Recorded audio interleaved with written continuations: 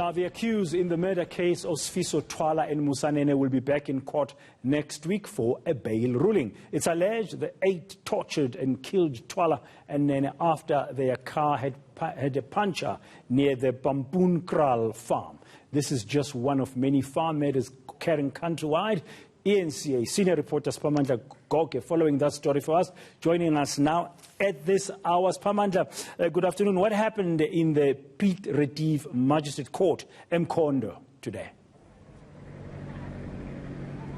Well, today was all about the heads of arguments, oral arguments by both parties, that is the defense and the state, and then the magistrate had to postpone the matter to next week, Tuesday. That's when he will basically rule on this bail application hearing. That will be the judgment day on Tuesday. So the defense was sticking to its story that their clients here did come into contact with the 2 deceased men, that is Mr. Sifiso Thwala and Mr. Musa Nene, but they left them at the crime scene. When they went back the following day, the 2 men had died. So in total, there were 3 victims in this matter, which happened in August 2020. So there were 2 Thwala siblings, that is Mr. Sifiso Thwala and his brother, Mr. Sifiso Thwala, who survived, and there is Mr. Musa Nene in the matter. So what happened was the state alleges that the 3 were driving near Pampoenkraal farm, which has become very controversial in and around Piet Retief area in Mkhondo,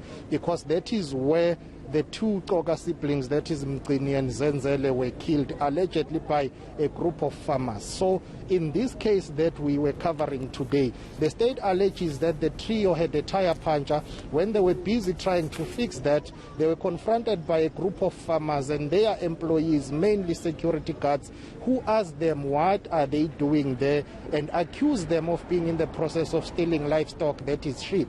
And then there was that confrontation. So the defense says their clients left the matter at that. They left the deceased and the survivor at a crime scene. Only then the following day they learned that they had died. Well, on the other side, the state says no, that's not the case. They were kidnapped, they were tortured, and they were brutally tortured to such an extent that the investigating officer, Warren Klapo, told the court that their private parts were pushed and pulled with a plier. So what's going to be happening now next week in court? So next week, brother, you will have a situation where the magistrate will give the judgment on this matter, and then we will only know whether they will be granted bail or not. But community members that have been protesting outside court are vehemently opposed to the accused being granted bail. Now, let me remind you and our viewers that there is a direct link in this murder case with another murder case of the Goge siblings, that is Mgcini and Zenzele. So here you have one crime scene, which is the controversial Pampoenkraal farm. That's where the Goge siblings were killed allegedly by farmers, and you have this case here, the murder case of Mr. Thwala and Mr. Nene, which by the way happened earlier than the Goge siblings murder case. So this case that we are covering today happened in August 2020, but the investigation has been taking long.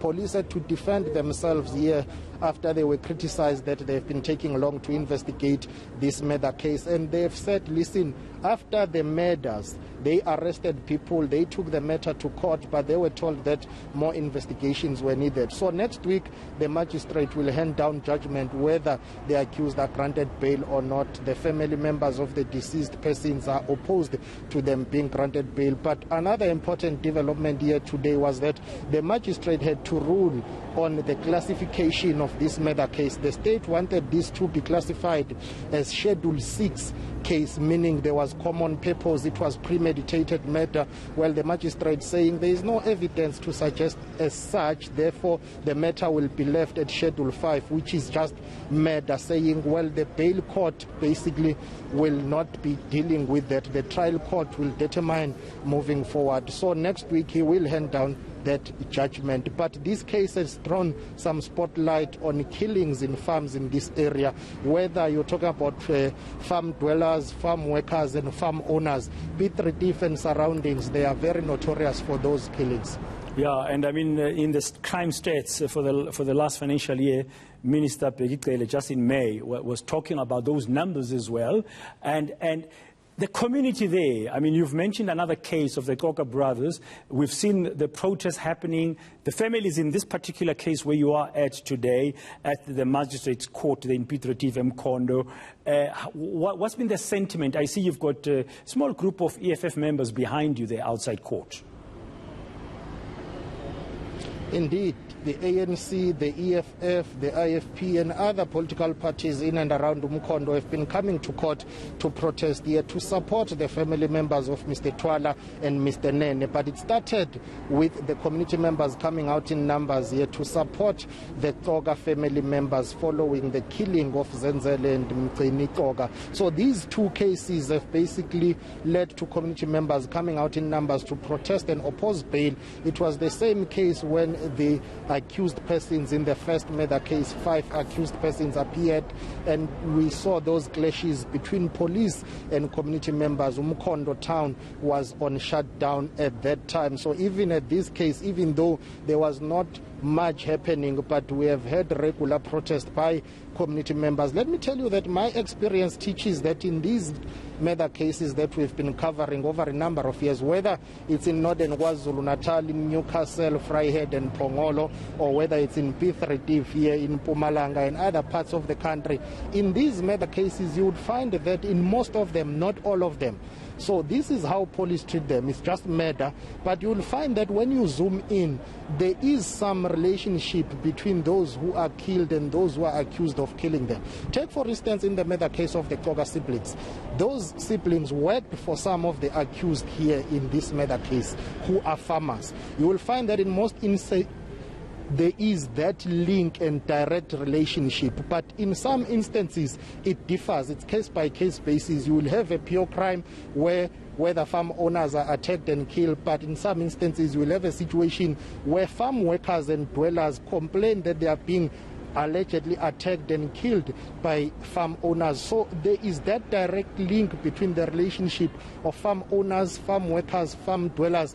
But at the end of it all, you will have a state institution saying what will lead to an end to this is the question of implementing what is known as the rural safety strategy, which is trying to harmonize relations between all these key stakeholders, whether farm workers, farm dwellers and farm owners, to deal with the issue of the killings in farms. But for now, at the center of it all, it seems as if there is that tension, racial tension here, and that can only be addressed by improving socio-economic issues. Interestingly, just a couple of years ago, I think it was last year, President Cyril Ramaphosa making a statement around that and saying not all farm murders or farm killings are racially motivated. Thank you very much, Siphamandla Goge.